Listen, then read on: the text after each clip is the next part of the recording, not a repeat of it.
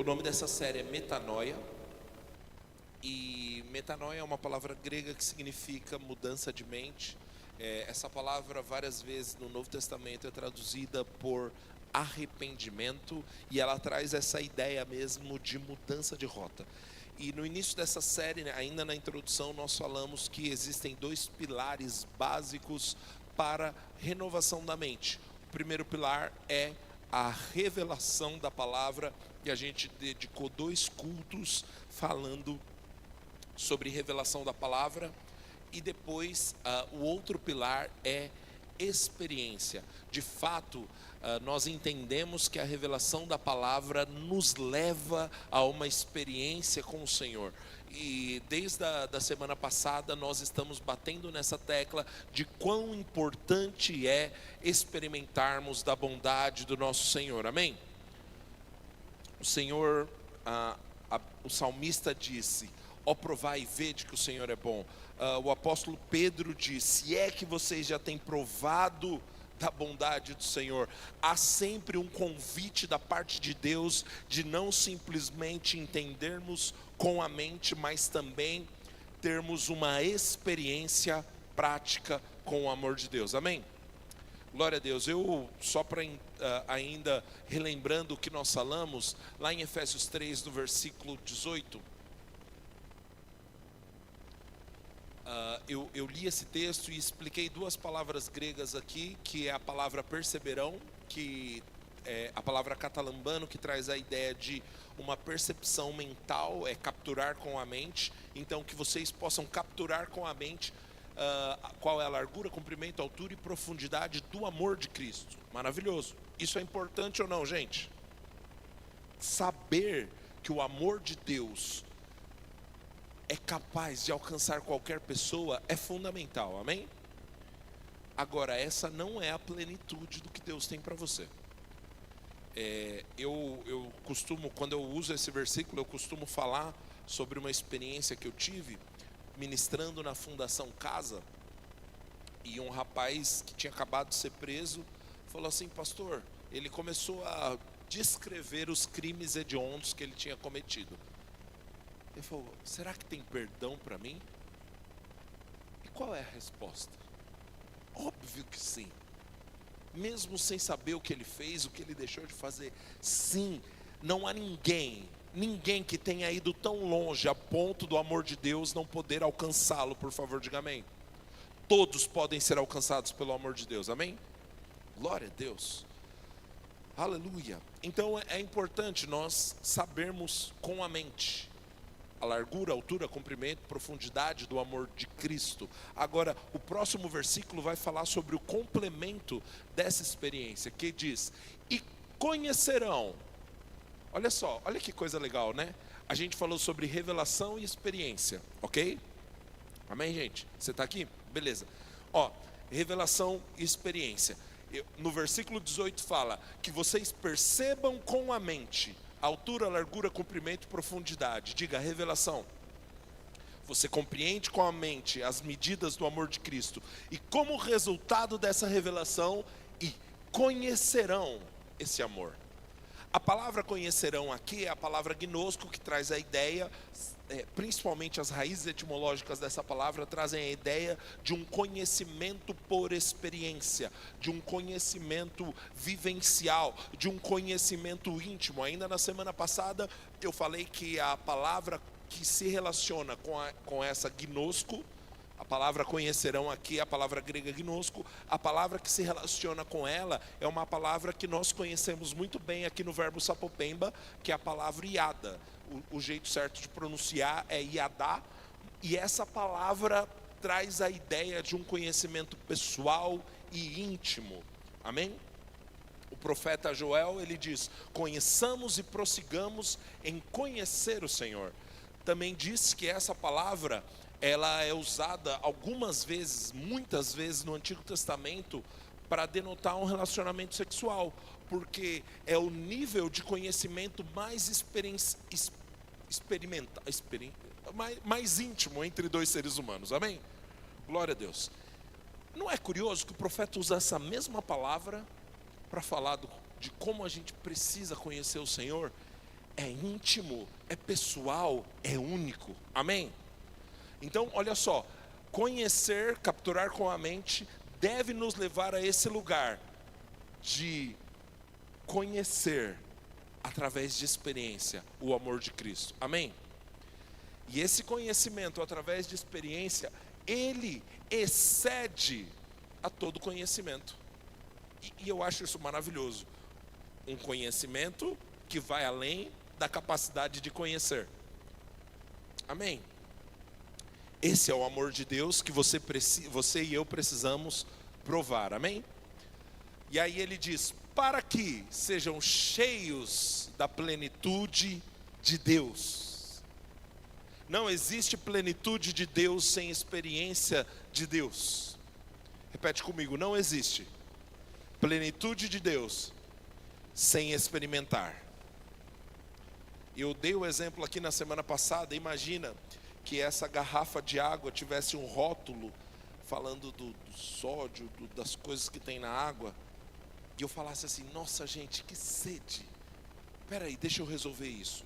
Tanto por cento de não sei o que, tanto por cento de água cristalina, tanto... beleza. Pronto. Estou satisfeito. Isso faz algum sentido, gente?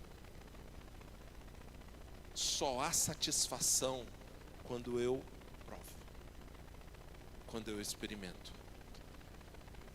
Isso é menosprezar as Sagradas Escrituras de modo algum. É observar a Bíblia do jeito que a Bíblia deve ser observada, como um livro onde eu tenho experiência com o autor. E a revelação das Sagradas Escrituras é um convite para experimentarmos mais do nosso Senhor. Amém? Glória a Deus. Então, é isso que nós estamos falando. Hoje à tarde eu estava pensando sobre as coisas que a gente tem que falar aqui hoje à noite. E o Senhor me deu um exemplo. Ai, mordi a língua. Misericórdia. Eu garanto que essa é a primeira vez que você ouve isso numa pregação, né? Nossa. Aleluia. O Senhor me trouxe um exemplo que eu quero compartilhar com vocês. Mateus 28, versículo 18. Mateus 28, 18. Até agora, nessa introdução, você está recebendo algo bom da parte de Deus? Que bom. O texto é famoso, você já conhece, está escrito: então Jesus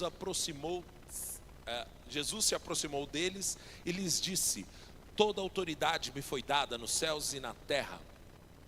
Portanto, vão e façam discípulos de todas as nações, batizando-os em nome do Pai, do Filho e do Espírito Santo, ensinando-os a obedecer tudo o que eu ordenei a vocês, e eu estarei sempre com vocês até o fim dos tempos. Queridos, isso daqui é conhecido como a grande comissão. Esse daqui é o comissionamento de todo crente.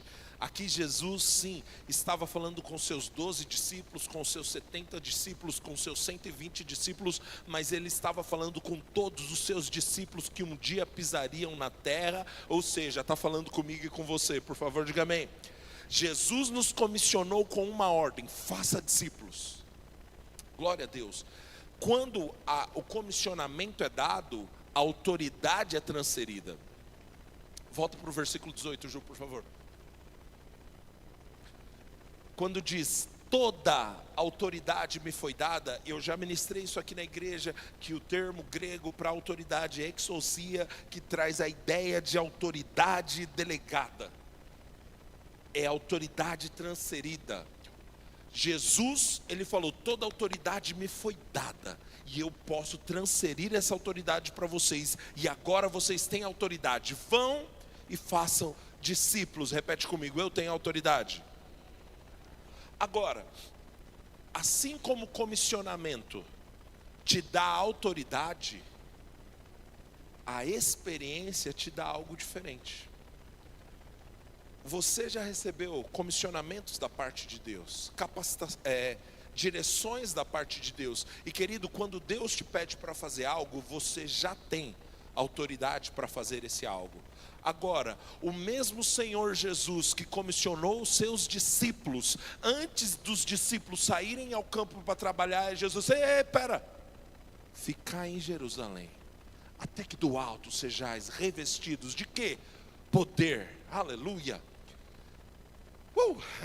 Querido, deixa eu te dizer uma coisa. Deus te deu autoridade. Agora existe algo que vai te dar capacidade. E a capacidade vem com a experiência, vem com o encontro com o Senhor. Atos 1, no versículo 8.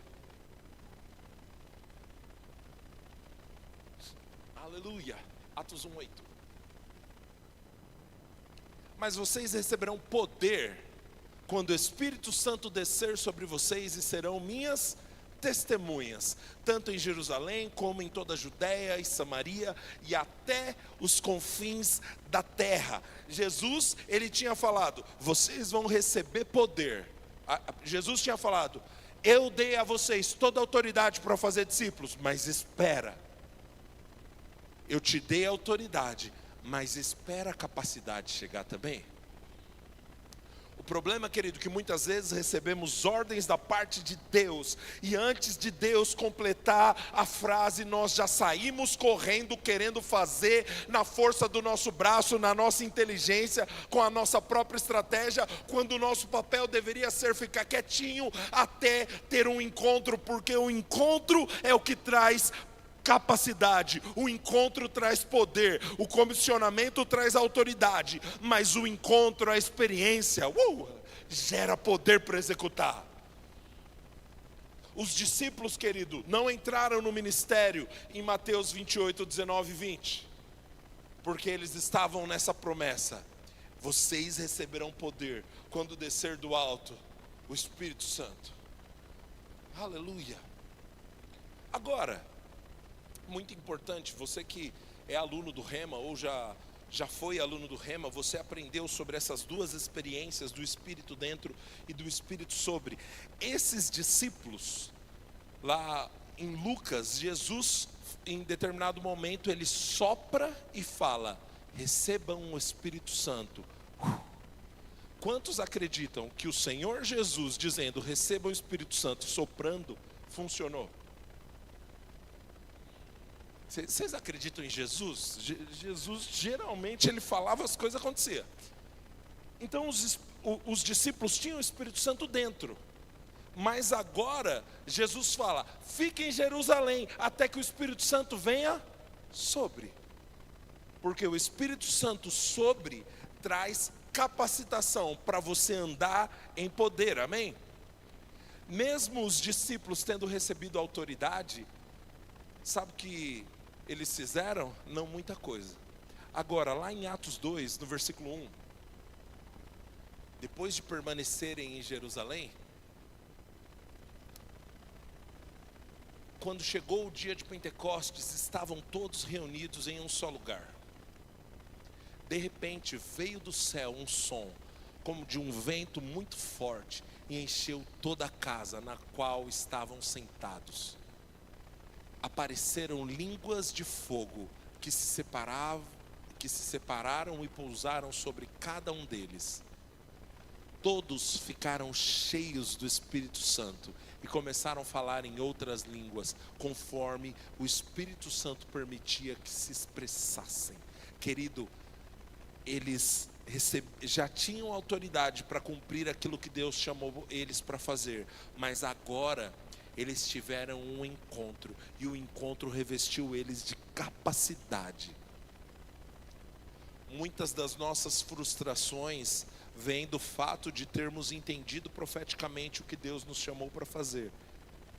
E aí nós analisamos a nossa própria força, o nosso caixa, a nossa conta bancária, o nosso score no Serasa, quanto dinheiro a gente consegue pregar emprestado, quem a gente consegue chamar para nos ajudar a executar o plano de Deus para nós. Querido, na força do seu braço, o chamado de Deus que você já recebeu a autoridade para executar é frustração. Agora, quando você recebe o dunamis, o poder do alto sobre você, querido, o camarada aqui que outrora negou Jesus, prega o seu primeiro sermão e 3.000 almas são ganhas em uma pregação só. Sabe, querido, deixa eu te dizer uma coisa. Você já tem recebido boa palavra, boa doutrina, bom ensino, palavras proféticas sobre a sua vida, que revelam a autoridade que Deus disponibilizou sobre a sua vida. Agora Deus tem para você encontros com Ele mesmo, que serão capacitações do alto. E aí, meu irmão, a coisa vai fluir muito mais fácil. Pensa comigo, o mesmo cara que pouco de 2 meses antes, pouco menos do que 2 meses, cerca de 50 dias, o mesmo Pedro que viu o que fizeram com Jesus e começou a seguir Jesus de longe. E aí perguntaram: você é um deles, né? Ele falou: eu mesmo não, Deus me livre. Não, você é um deles. O seu jeito de falar te denuncia. Pausa. Se conversassem com você, o seu jeito de falar denunciaria que você anda com Jesus? Fica para reflexão da amada igreja. Mas o mesmo cara que se acovardou, falou: não, eu não conheço ele. Agora, depois do revestimento de poder, as pessoas estavam falando: é meio-dia e esses camaradas tão bêbados.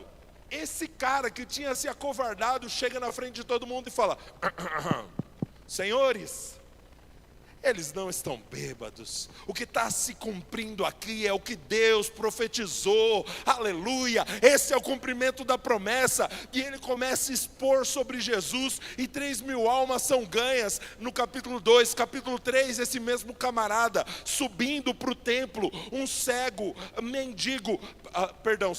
um mendigo aleijado pede para ele: ei, me dá uma moeda. Ele, com a autoridade dada por Deus, mas com a capacidade recebida a partir de um encontro, diz: não tenho prata nem ouro, mas o que eu tenho dou. Em nome de Jesus, levanta e anda. O cara é curado, entra na sinagoga dançando e pulando, ao ponto dos maiorais ali ficarem incomodados. E aí o mesmo Pedro fala: vocês estão querendo exaltar a gente porque foi a fé no nome de Jesus que deu a esse aleijado o poder para ser curado. O mesmo camarada que se acovardou agora vai preso no capítulo 4 de Atos. E as pessoas falam: tá bom, a gente solta você, mas não fala mais de Jesus não. E lá no versículo 20 ele diz: nós não podemos deixar de falar do que temos visto e ouvido. O cara que estava com medo de ser preso, agora que teve um encontro diante da prisão, ele fala: eu não vou parar de falar. O cara que se acovardou no final do capítulo 4, ele louva ao Senhor pelo privilégio de ser preso pelo nome de Jesus. É isso que um encontro pode fazer, meu irmão. É isso que uma experiência com o amor de Cristo pode fazer. Transformar um covarde em alguém que considera um privilégio ser preso pelo nome dele. Aleluia. Deus tem para nós encontros, amém?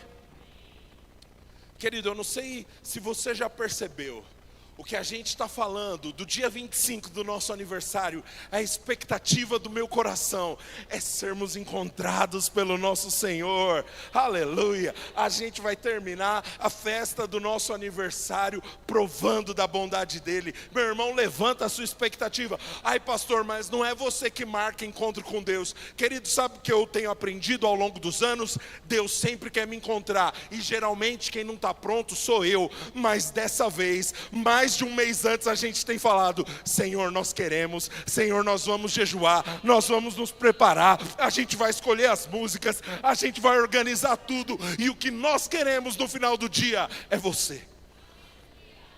Aleluia.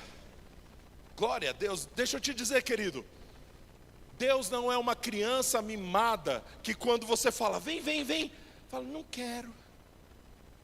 Não, o nosso Deus quer. A questão é se a gente está querendo também. Aleluia. Um encontro com o Senhor, uma experiência com o Senhor te leva à plenitude de Deus, amém? Aleluia. Glória a Deus. Sabe, querido, esse tipo de experiência é a melhor forma de termos uma mente renovada. Na última terça-feira eu citei várias vezes o apóstolo Paulo, querido, ele teve a forma dele de pensar completamente alterada por conta de uma experiência. Sabe, um erudito, um profundo conhecedor das escrituras de sua época, era perseguidor, mas uma experiência renovou a sua mente de uma vez por todas. Aleluia, aleluia. Querido, eu não quero que você fique pensando, ouvindo essa mensagem, pensando como, isso é algo esporádico, que vai acontecer uma vez na minha vida e nunca mais. Não, meu irmão, Deus não nos abençoa de conta-gotas. Por favor, diga amém. A Patrícia leu um texto de Timóteo que fala que nosso Pai, Ele sabe nos abençoar generosamente. Deus não te abençoa de conta-gotas, por favor, diga amém. Aleluia. Tem um autor que eu gosto, que ele diz o seguinte: é possível ter uma mente cheia de Bíblia e ainda assim pensar como um órfão, mas é impossível manter a mentalidade de órfão depois de ter um encontro com o Pai. Isso daqui é mais profundo do que eu sei expressar, meu irmão. Nós chegamos ao reino. A Bíblia diz lá em Colossenses que nós somos transportados do império das trevas para o reino do Filho do amor de Deus. Nós éramos escravos, inimigos de Deus, e agora fomos feitos filhos, amém? Mas muitas vezes, mesmo tendo acesso à casa, à mesa, nos comportamos como órfãos. E é triste porque algumas pessoas receberam revelação sobre a filiação e usam essa revelação da filiação apenas para destacar que nós temos acesso à despensa da casa, que temos acesso à geladeira da casa, como filhos, amém? Você está entendendo o meu exemplo? Querido, mas eu quero te propor, como filho você tem acesso ao que é mais precioso, que é o colo do papai, o abraço dele, meu irmão, quando nada mais está fazendo sentido. Não vai ter nenhum material na despensa que supre as suas necessidades, não vai ter nada na geladeira, não vai ter nada no cofre que supre as suas necessidades. Só o abraço do Pai pode nos suprir. E querido, graças a Deus, como filhos, temos acesso ao abraço dele.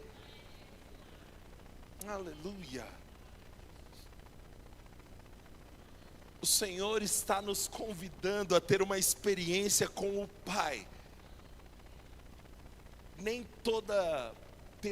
Mesmo com toda a teologia, pregação, ensino do mundo, você não consegue abandonar uma mentalidade de órfão apenas por ler sobre paternidade.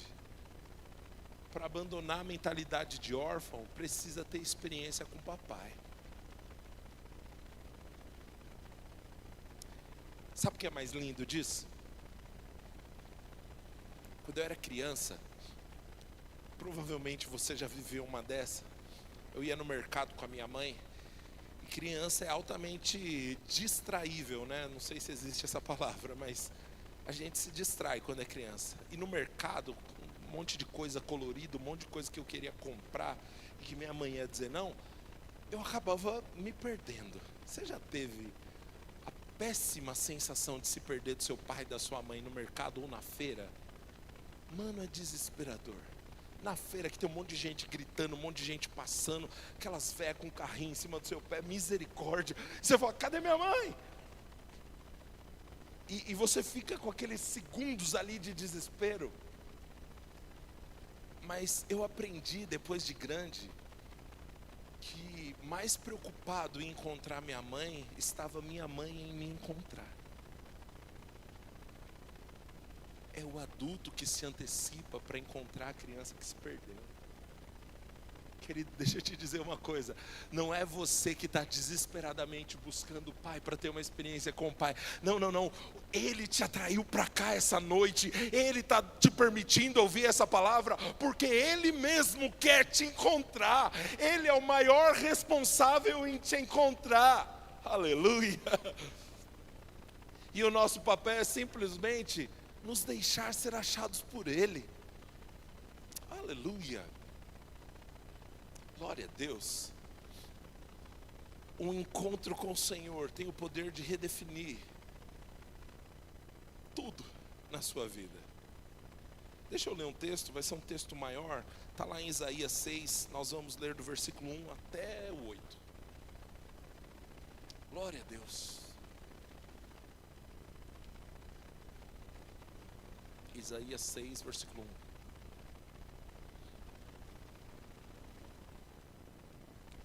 No ano da morte do rei Uzias, eu vi o Senhor, assentado no seu trono, alto e exaltado. As abas de suas vestes enchiam o templo. Acima dele estavam serafins, e cada um deles tinha 6 asas, com 2 cobriam o rosto, com 2 cobriam os pés, com 2 voavam. E proclamavam uns aos outros: Santo, Santo, Santo é o Senhor, Senhor dos exércitos. A terra inteira está cheia da sua glória. Ao som de suas vozes, os batentes da porta tremeram e o templo ficou cheio de fumaça.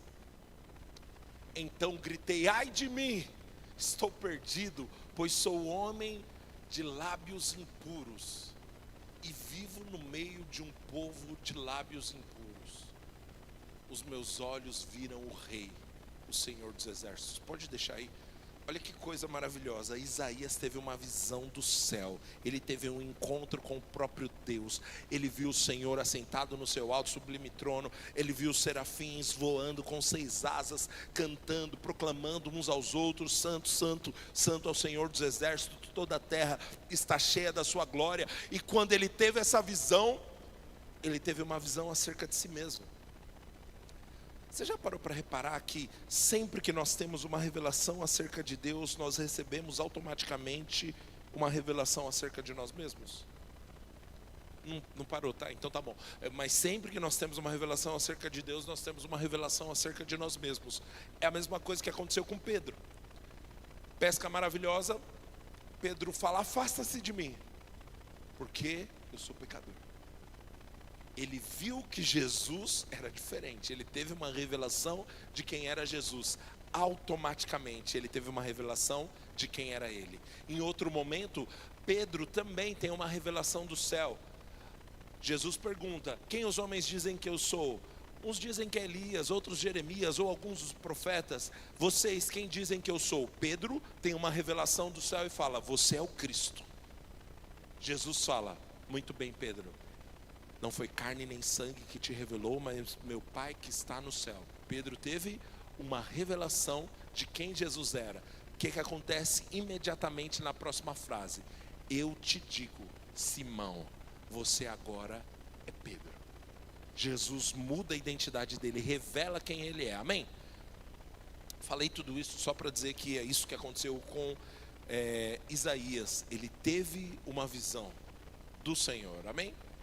E aí, automaticamente, ele viu as fragilidades dele. Querido, talvez você já percebeu suas próprias incapacidades, debilidades e fraquezas. Você contemplou o Senhor e você ficou mais consciente daquilo que você não conseguia. Parar aí é frustração, meu irmão. Existe uma experiência completa quando você contempla o Senhor e fica consciente das suas próprias fraquezas e debilidades. Vamos ler. Volta lá, desculpa, só para ler o finalzinho aqui. Os meus olhos viram o Rei, o Senhor dos exércitos. Beleza. Logo, um dos serafins voou até mim, trazendo uma brasa viva que havia tirado do altar com uma tenaz, e com ela tocou a minha, tá, Qual que era o problema do pecado de Isaías, que ele revelou lá no versículo 4? Eu sou um homem de lábios impuros. O serafim pegou uma brasa do altar e tocou onde? Nos lábios dele. Veja, isto tocou, com ela tocou a minha boca e disse: veja, isto tocou os seus lábios, por isso a sua culpa foi removida e o seu pecado perdoado. Deixa eu te dizer uma coisa. Uma experiência com o Senhor é o revestimento de capacidade para você fazer o que sozinho você não consegue fazer. Às vezes, querido, perdemos o nosso tempo, a nossa saúde, a nossa paz, buscando formas de melhorarmos a nós mesmos, porque a gente acha que consegue. E aí, a gente está se dedicando tanto a fazer um autodesenvolvimento pessoal pela força do nosso braço, quando um encontro com o Senhor tem provisão para você. Querido, de jeito nenhum eu sou contra o autodesenvolvimento, é bênção para a sua vida. O problema é quando o autodesenvolvimento se torna no seu coração um substituto para a sua rendição.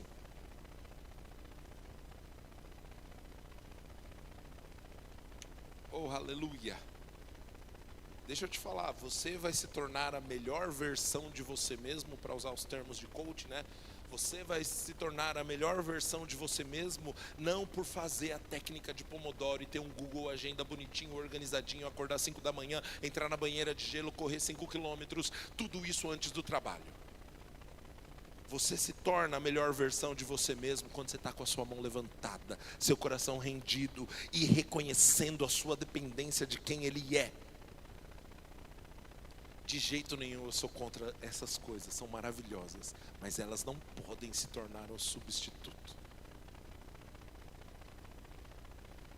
Seu autodesenvolvimento não é um substituto para a sua rendição. Para o mundo, pessoas de sucesso são pessoas que executam mais. O negócio é execução, vamos tirar do papel, vamos fazer. Isso é a visão do mundo. Na ótica de Deus, aleluia! Na ótica de Deus, pessoas bem-sucedidas são rendidas. A gente executa muito, mas a nossa execução é resultado de amor. A gente trabalha para valer, mas o nosso trabalho é com um sorriso nos lábios, dizendo: que privilégio eu tenho em servir o meu Senhor, que privilégio é poder dedicar a minha vida por louvor e glória do nome dEle, que honra é saber que mesmo com as minhas limitações, Deus escolheu a mim para servir na obra dEle. Essa é a motivação do nosso serviço, meu irmão. Aleluia. O encontro com o Senhor altera a sua produtividade. Você produz muito mais com o coração rendido. Eu tive uma experiência com Deus. Eu fui num treinamento, eu e a Estela, num treinamento para pastores no interior de São Paulo. E é provavelmente uma das maiores igrejas evangélicas do Brasil. Assim, um negócio colossal. Lindo, lindo, lindo, lindo, lindo. Pensa assim, sabe aquelas ideias que você já teve? Eu também, todo crente tem. Cara, se eu tivesse dinheiro infinito e fosse construir uma igreja, basicamente ia ser mais ou menos o que aquela igreja se tornou. E aí, beleza, o dia inteiro de treinamento, estratégia, técnica, e faz assim, faz assado. Muito legal, muito bom. No último momento, a gente estava orando, né? A gente subiu para uma sala lá, que era só para orar. E uma pessoa, um pastor lá falou: querido, você acha que tudo isso que você está vendo aqui, veio de mentes esclarecidas e brilhantes que souberam como planejar bem?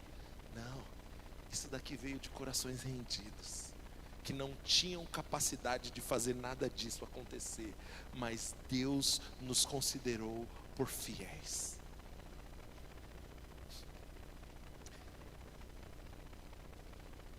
Eu vou encerrar com isso. Quando eu era adolescente, eu li um livro que o autor falava assim: imagina que você chega, ele fala, né? Ele tinha uma filha, que eu chego para minha filha e antes de sair para o trabalho eu falo: filha, leva o lixo para fora. Aí a menina: uau, come on, levar o lixo para fora. Isso é a Júlia, né? Come on. O pessoal do worshipeiro aí. Levar o lixo para fora. Que revelação, papai. Levar o lixo para fora. Meu Deus, isso é profundo. Se fosse a Paty, ia falar: ih. Aí o pai: nossa, que menina estranha, né? Mas beleza. Ele vai lá levar o lixo para fora. Ele vai lá trabalhar, né? Ele vai trabalhar. Quando ele chega, ele vê, não tem lixo lá fora. E o lixeiro não passou. Ele vai procurar: filha, cadê o lixo que eu falei para você levar para fora? Não, pai, você não sabe. Eu me dediquei a estudar no grego o que significa levar o lixo para fora. E a gente fez camisetas da nossa nova conferência, que é Levando o Lixo. A gente vai fazer uma conferência internacional levando o lixo para fora. Mas era só... Não, pai, eu chamei minhas amigas aqui para a gente fazer um grupo de estudo de como 7 passos práticos para você tirar o lixo de dentro de casa e levar para fora. Às vezes a gente está fazendo isso, né? A gente faz conferência, grupo de estudo, estuda no grego, quando a gente só deveria estar obedecendo. Eu lembro que nesse livro o autor, ele arremata dizendo assim: é um erro levantar as mãos para adorar quando elas deveriam estar abaixadas trabalhando. Agora, eu quero te dizer o contrário, querido. É um erro abaixar as suas mãos para trabalhar quando elas deveriam estar levantadas adorando. Sua adoração não substitui o seu trabalho, e disso você já sabe. Mas o seu trabalho também não substitui a sua adoração. Deus está nos convidando para ter um encontro, para ter experiências com Ele, através da nossa rendição. Aleluia. Isso está muito forte no meu coração e eu acho que é isso que Deus está falando, querido. Desista de algumas estratégias. É o que, pastor? É isso, é a impressão que eu tenho no meu coração. Eu sinto Deus falando isso comigo e talvez Deus esteja falando com você. Querido, está na hora da gente simplesmente se render.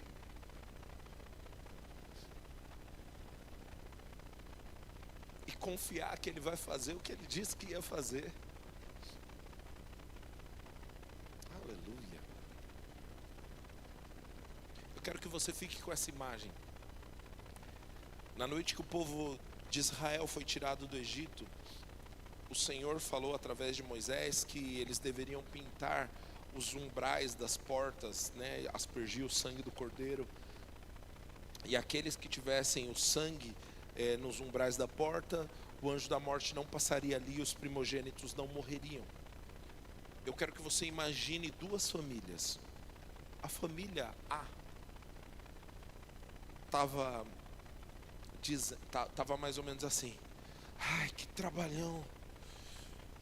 Eu fiquei 2 horas analisando se aquele cordeiro era de fato um cordeiro sem mancha, sem culpa, e matar esse bicho. Nossa, pensa no trabalho. E agora eu pintei um umbral, mas eu nem sei se está certo. E a esposa: olha, se você não pintou esse umbral direito, eu perder meu filho, você vai se ver comigo.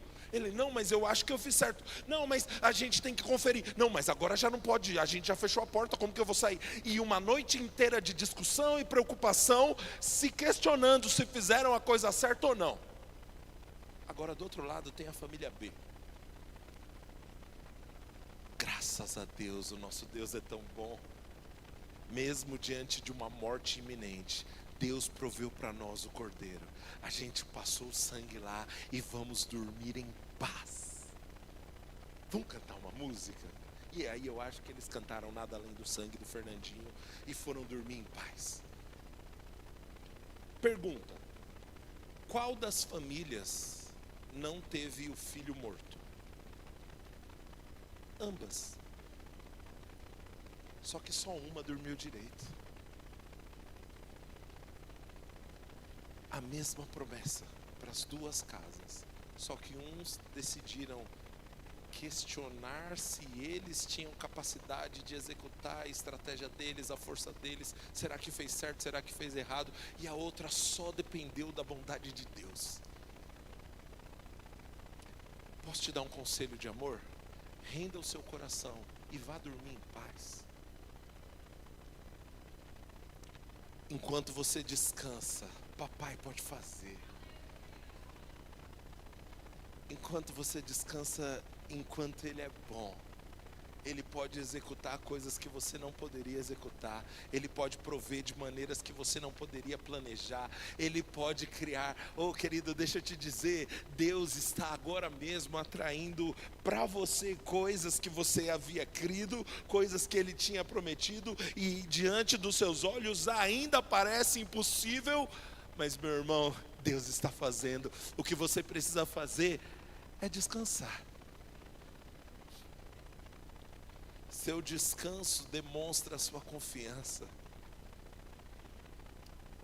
A Bíblia diz em Isaías: na paz e na tranquilidade está a sua força. Muitos irmãos estão aqui enfrentando exaustão, simplesmente porque abandonaram a paz. Querido, na paz e na tranquilidade está a sua força. Paz é resultado de rendição, não é resultado de mais esforço. Às vezes a gente está achando: eu preciso estudar mais, eu preciso ler mais, porque se eu estudar, aí sim eu vou estar dando uma resposta a Deus, e aí quando eu estudar, aí Deus vai poder me usar, e quando Deus me usar, aí sim eu vou entrar no ministério, e aí sim eu vou entrar no chamado, e aí as coisas vão começar a acontecer. Mas tudo começa com você precisar fazer mais.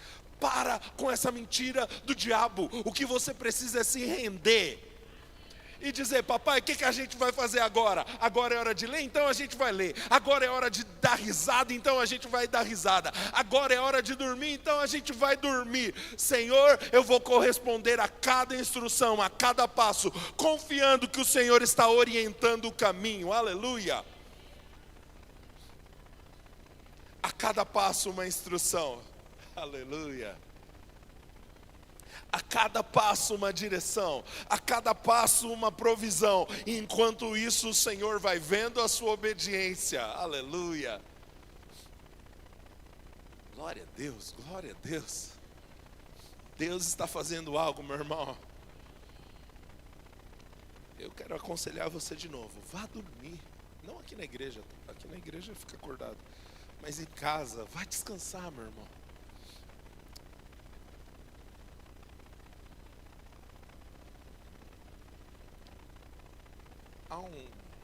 Há uns 3, 4 anos atrás, eu li um livro de um pastor lá de Singapura, e ele fala que a preocupação entope os encanamentos por onde as bênçãos de Deus nos alcançam.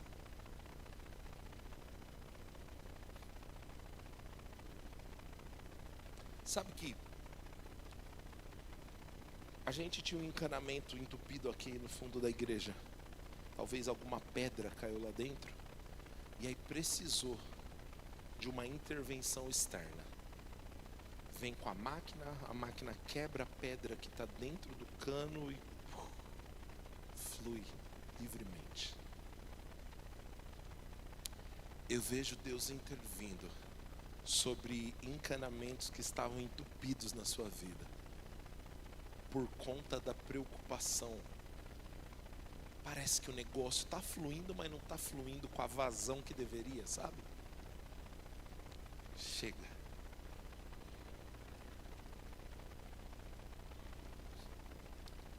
Aleluia. Sabe, querido, hoje a gente não vai fazer momento sobrenatural não, porque eu tenho essa inclinação. Eu quero orar por você agora. Solta o padzinho aí, Bruno, por favor. Eu quero Senhor, em nome de Jesus,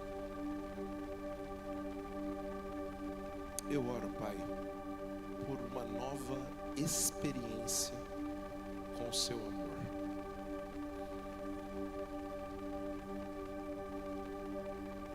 Obrigado, Pai, porque aquilo que estava impedindo de meus irmãos receberem está sendo removido pelo seu amor.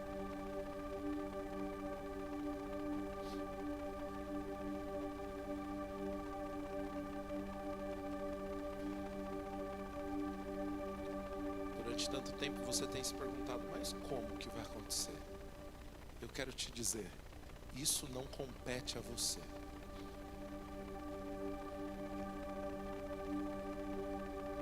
E a sua resposta a partir de agora passa a ser: vai acontecer através do amor dele.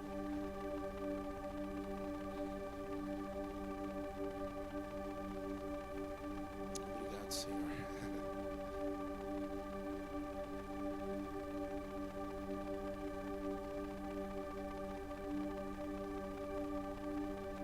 Senhor, eu oro por uma experiência pessoal com o amor do Pai.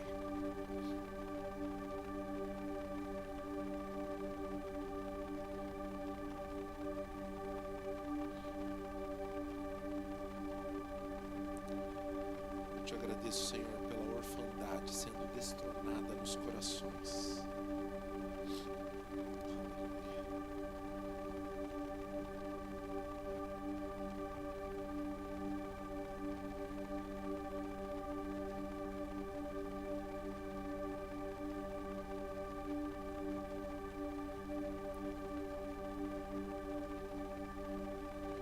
Obrigado, Senhor, pelo abraço paterno.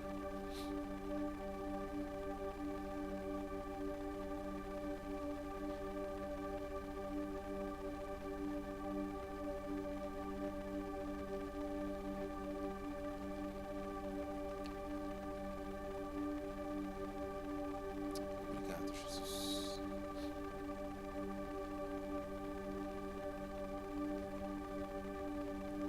Eu tenho a impressão no meu espírito que algumas pessoas vão assistir isso aqui de casa. E é como se um rio passasse a jorrar na sua casa.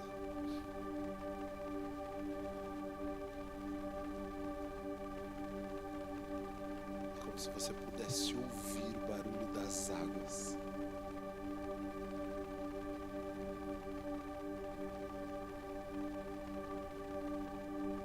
Aleluia.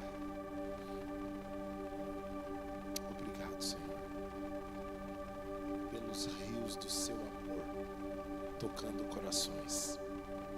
Obrigado, Jesus. Obrigado, Senhor, pelos encontros, pelas experiências com o Senhor que nós começamos a viver hoje, viveremos ao longo desse mês e ao longo da nossa vida. Obrigado, Senhor, porque eu sei que há uma janela de oportunidades para encontros divinos com o Senhor. Nós queremos estar atentos a isso. Redefine a nossa rota, Senhor.